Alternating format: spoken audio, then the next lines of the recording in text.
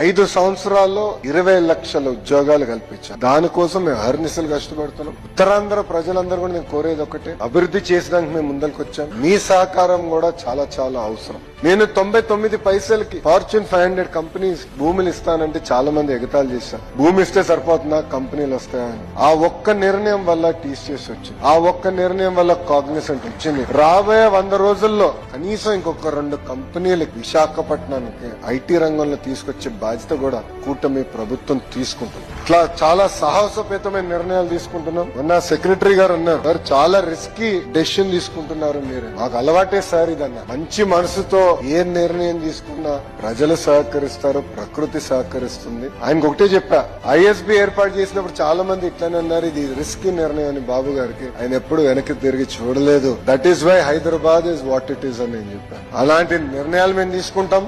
Missiles రెడీగా ఉన్నాయి. ఇక్కడ అద్భుతమైన GPS కూడా ఉన్నాయి. మాకు గైడెన్స్ టైం టు టైం ఇస్తారు. కలిసికట్టుగా అన్ని రంగాల్లో ఆంధ్రప్రదేశ్ ని నంబర్ 1 చేసే బాధ్యత కూటమి ప్రభుత్వం మేము తీసుకుంటాం.